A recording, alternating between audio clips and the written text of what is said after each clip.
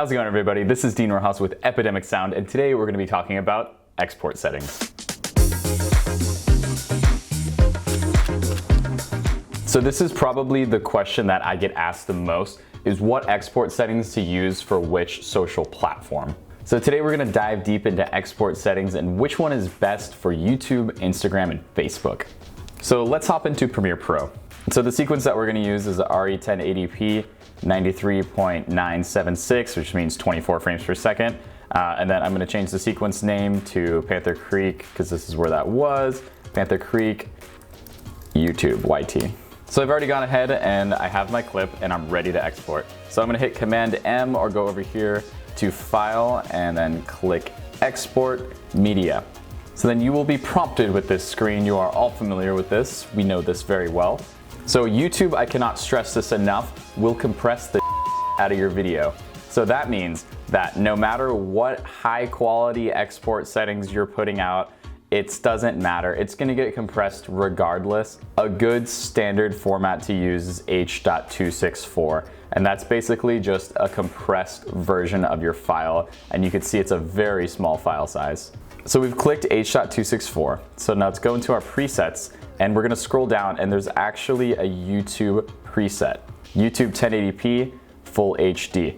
You can get away with doing match source high bitrate, but watch what happens to the estimated file size when we click on YouTube 1080p full HD. It goes up to 28 megabytes, which means that you're gonna get a little bit more information and you're gonna preserve a little bit of that quality that you're compressing.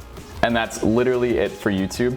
I do not recommend exporting your YouTube videos in 4K because it's a bigger file size and it's gonna take a lot longer for your viewer to load that.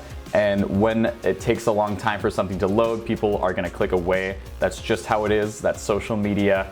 I know it's but you can export in 4K if you need be, and there's also a YouTube 4K setting. But even if I'm shooting in 4K, I always scale my footage down to 1080p for YouTube. And the same thing also goes for Vimeo. So Vimeo has settings too, 4K, 1080p.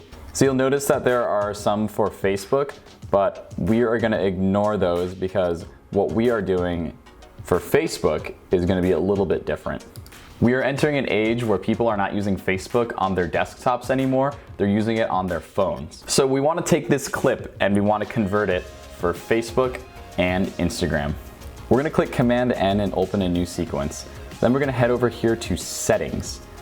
And what we're gonna change here is we're gonna change the frame size from 1920 to 1080 by 1350. So you'll notice that the aspect ratio changed from 16:9 to 4:5. And this is gonna be the standard that you're gonna wanna use for Instagram and Facebook.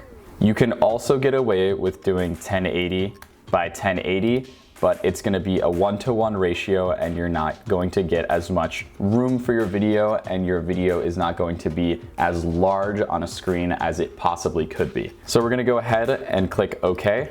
So you'll notice right here just immediately that it's a drastic change from 1920, the widescreen, to this new format. So what I've gone ahead and done is I've copy and pasted the 1920 by 1080 video into the 1080 by 1350 video over here. So as you can tell, you're gonna lose a lot of the information on the left and right of the screen. So if you're losing too much information, it's really up to you to get creative. You can do split screen videos, you can add text boxes below, just whatever is gonna fit with the video for you. So since you've punched into the middle, you can go over to your position, you can go left or right to get your framing correct. I shoot more centered, so typically it will work out for me. And if you're thinking about shooting in mind for Instagram specifically, then you're probably gonna center your compositions a lot more. So for this, I'm gonna hit Command M, and that's gonna open the export screen.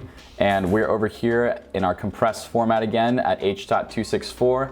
Instagram doesn't care about quality, they care about load time. And basically your videos are gonna be compressed to about 2 megabytes once you upload them. So the preset for this one, we're gonna use match source high bitrate to preserve the 1080 by 1350 4:5 ratio. And that's gonna be about a 15 megabyte file size for this 4K footage, which is crazy small.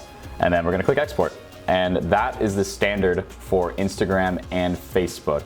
Now, if you wanna make an Instagram story, we're gonna click Command N, go over to our settings, And the frame size is just gonna flip. It's gonna be 1080 by 1920 instead of 1920 by 1080. We're gonna call this Panther Creek IG Story.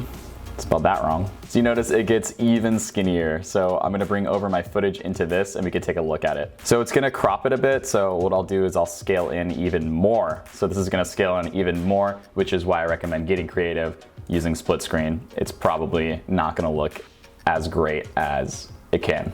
For Instagram stories, you can only have them to a maximum of 15 seconds. So I'm gonna type 15 and hit Command K to make this exactly 15 seconds.